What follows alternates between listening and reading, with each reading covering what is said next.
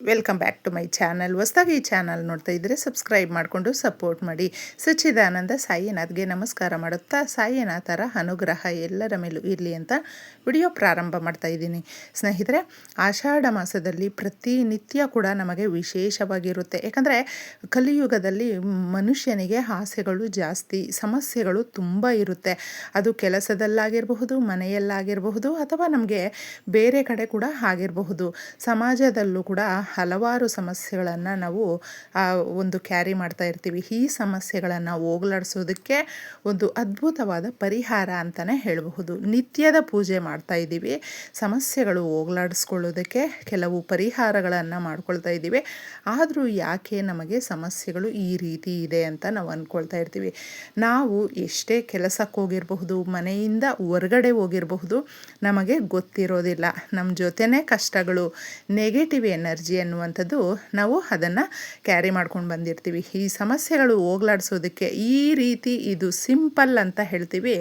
ಮನೆಯ ಹೊರಗಡೆ ಮತ್ತು ನಾವು ಓಡಾಡೋದು ಬೇಡವಾ ಆ ಥರ ಅಂದ್ಕೊಳ್ತೀವಿ. ಆದರೆ ನಾವು ಎಲ್ಲ ಕಡೆ ಕೂಡ ಕೆಲಸಕ್ಕೆ ಹೋಗಲೇಬೇಕು. ಮನೆಯಿಂದ ಹೊರಗಡೆ ಹೋಗ್ತೀವಿ, ನಮಗೆ ಗೊತ್ತಿಲ್ಲದೆ ಎಷ್ಟೋ ನೆಗೆಟಿವ್ ಎನರ್ಜಿಯನ್ನು ನಮ್ಮ ಮನೆ ಒಳಗಡೆ ಅಂದರೆ ಹೊಸ್ತಿಲನ್ನು ದಾಟ್ಕೊಂಡು ಅದು ನಮ್ಮ ಮನೆಗೆ ಬಂದಾಗ ನಮಗೆ ಹಲವಾರು ಸಮಸ್ಯೆಗಳು ಬರುತ್ತೆ.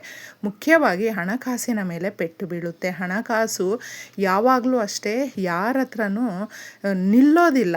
ಫಾಸ್ಟಾಗಿ ನಮಗೆ ಖಾಲಿಯಾಗುತ್ತೆ, ಖರ್ಚಾಗ್ಬಿಡುತ್ತೆ, ಮತ್ತೆ ಸಾಲ ಮಾಡ್ಕೊಳ್ತೀವಿ. ಅಥವಾ ನಮಗೆ ಬರುವಂಥ ಸ್ಯಾಲ್ರಿ ಆಗಿರಬಹುದು ಸಾಕಾಗಿರೋದಿಲ್ಲ. ಹಲವು ಪ್ರಶ್ನೆ ಮತ್ತೆ ಕಾಡ್ತಾ ಇರುತ್ತೆ. ಈ ಕಡೆ ದುಡ್ಡೆತ್ತಿ ಆ ಕಡೆ ಹಾಕೋದು, ಈ ಥರ ಸರಿ ಮಾಡ್ತಾನೇ ಇರ್ತೀವಿ. ಯಾಕೋ ಯಾವುದು ಕೂಡ ನಮಗೆ ಒಂದೂ ಕೂಡ ಹೊಂದಾಣಿಕೆ ಆಗ್ತಾಯಿಲ್ಲ. ಏನಿರಬಹುದು, ಯಾಕೆ ಈ ರೀತಿ ಅಂತ ನಮಗೆ ಪ್ರಶ್ನೆ ಮೂಡೋದಕ್ಕೆ ಸ್ಟಾರ್ಟ್ ಆಗುತ್ತೆ.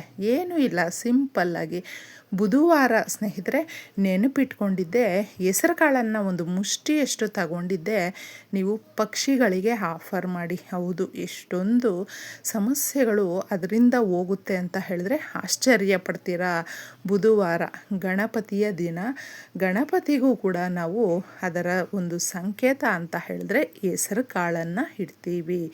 ನೀವು ದೇವಸ್ಥಾನಕ್ಕೆ ಹೋಗಬಹುದು, ಅಥವಾ ಯಾರಿಗಾದರೂ ದಾನ ಧರ್ಮ ಮಾಡಬಹುದು. ಆ ಸಮಯಗಳಲ್ಲೇ ಬುಧವಾರದ ದಿನಗಳಲ್ಲಿ ಹೆಸರು ಕಾಳು, ಬೆಲ್ಲ, ಅಕ್ಕಿ ಇದನ್ನೆಲ್ಲವೂ ಕೂಡ ಸೇರಿಸಿ ಕೂಡ ಕೊಡಬಹುದು. ಅಥವಾ ಇದರಲ್ಲಿ ಯಾವುದಾದ್ರೂ ಒಂದನ್ನಾದರೂ ದಾನ ಮಾಡಬಹುದು. ದಾನ ಮಾಡೋದ್ರಿಂದ ನಮಗಿರುವಂಥ ಹಣಕಾಸಿನ ಸಮಸ್ಯೆಗಳನ್ನು ಹೋಗಲಾಡಿಸುತ್ತೆ, ಮನಸ್ಸಿಗೆ ನೆಮ್ಮದಿ ಅನ್ನೋದು ಕೊಡುತ್ತೆ. ತುಂಬ ಜನ ಮನೆಯ ಹೊಸ್ತಿಲನ್ನು ಕೆಲವೊಬ್ಬರು ಅದರ ಮೇಲೇ ನಿಂತ್ಕೊಳ್ತಾರೆ, ಹಾಗೂ ಹೊಸ್ತಿಲಿನ ಮೇಲೆ ಕೂತ್ಕೊಂಡು, ಇಲ್ಲಾಂದರೆ ಅದ್ರ ಮೇಲೆ ತಲೆ ಹಾಕಿ ಮಲ್ಕೊಂಡು ಈ ಥರ ಎಲ್ಲನೂ ಮಾಡ್ತಾ ಇರ್ತಾರೆ. ನಮಗೆ ಗೊತ್ತಿರೋದಿಲ್ಲ ಇದರಿಂದ ಎಷ್ಟೊಂದು ಸಮಸ್ಯೆಗಳು ಬರುತ್ತೆ ಅಂತ. ನೀವೇನಾದರೂ ಈ ಥರ ತಪ್ಪು ಮಾಡ್ತಾಯಿದ್ರೆ ಅದನ್ನು ನೀವು ಸರಿಪಡಿಸ್ಕೊಳ್ಳಿ ಸ್ನೇಹಿತರೆ. ತುಂಬ ಚೆನ್ನಾಗಿರುತ್ತೆ. ಹೊಸ್ತಿಲನ್ನು ನಾವು ಯಾವಾಗಲೂ ಅಷ್ಟೇ ಪೂಜೆ ಮಾಡ್ತೀವಿ. ನಮ್ಮ ಒಂದು ಪೂಜೆಯಲ್ಲಿ ಪ್ರಾಮುಖ್ಯವಾಗಿ ಶುಕ್ರವಾರದ ದಿನಗಳಲ್ಲಿ ಹೊಸ್ತಿಲಿನ ಪೂಜೆ ಮಾಡುವಂಥದ್ದು. ಯಾವುದೇ ಕೆಲಸ ಕಾರ್ಯಗಳು ಪೂಜೆ ಮಾಡಬೇಕಾದ್ರೂ ಹೊಸ್ತಿಲಿಗೆ ನಾವು ಅಷ್ಟೊಂದು ಪ್ರಾಧಾನ್ಯತೆ ಕೊಡೋದ್ರಿಂದ ಯಾಕೆ ಅದು ಅಷ್ಟೊಂದು ಮುಖ್ಯ ಅನ್ನೋದು ಕೂಡ ತುಂಬ ಜನಕ್ಕೆ ಗೊತ್ತಿರೋದಿಲ್ಲ. ನಮ್ಮ ಮನೆ ಒಳಗಡೆ ಹಾಗೂ ಮನೆಯ ಹೊರಗಡೆ ಅನ್ನುವಂಥದ್ದು ಸಮಸ್ಯೆಗಳು ತುಂಬ ಇರುತ್ತೆ. ಅದನ್ನು ನಾವು ತಳ್ಳೋದಕ್ಕೆ, ಹೋಗಲಾಡಿಸೋದಕ್ಕೆ ಇದು ಸಹಾಯ ಮಾಡುತ್ತೆ. ಮನೆಯ ಹೊರಗಡೆ ಬರುವಂಥ ಸಮಸ್ಯೆಗಳು ಇರುತ್ತೆ ನೋಡಿ, ಅದು ಮನೆ ಒಳಗಡೆ ಬರಬಾರ್ದು ಅನ್ನೋದಕ್ಕೆ, ನಾವು ಈ ನಷ್ಟ ಆಗಬಾರ್ದು ಅನ್ನೋದಕ್ಕೆ ಇದನ್ನು ಮಾಡ್ಕೊಳ್ತಾ ಇರುವಂಥದ್ದು.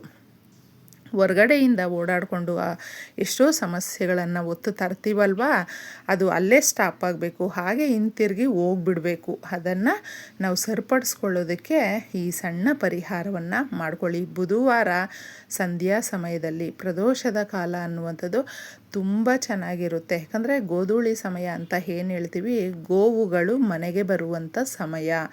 ಆ ಸಮಯದಲ್ಲಿ ದೇವತೆಗಳು ಓಡಾಡುವಂಥದ್ದು. ಅದಕ್ಕೆ ನಾವು ಭಗವಂತನಿಗೆ, ದೇವತೆಗಳಿಗೆ ಮುಖ್ಯವಾಗಿ ಅವರಲ್ಲಿ ನಾವು ಪ್ರಾರ್ಥನೆ ಮಾಡಿದಾಗ ಏಕಾಗ್ರತೆಯಿಂದ ಪ್ರಾರ್ಥನೆ ಮಾಡೋದಕ್ಕೆ ಸಹಾಯವನ್ನು ಮಾಡುತ್ತೆ. ಮನಸ್ಸಿಟ್ಟು ಕೇಳೋದಕ್ಕೆ ಈ ಒಂದು ಮಣ್ಣಿನ ದೀಪವನ್ನು ಚಿಕ್ಕದಾಗಿ ತಗೊಳ್ಳಿ. ಲಕ್ಷ್ಮೀ ದೇವಿಗೆ ಕೆಲವು ವಸ್ತುಗಳು ಇದೆ, ಅದನ್ನು ನಾವು ತಿಳ್ಕೊಂಡಿದ್ದೆ ಅದರಲ್ಲಿ ಮಾಡುವಂಥ ಪರಿಹಾರಗಳು ತುಂಬ ಚೆನ್ನಾಗಿ ಆಗುತ್ತೆ.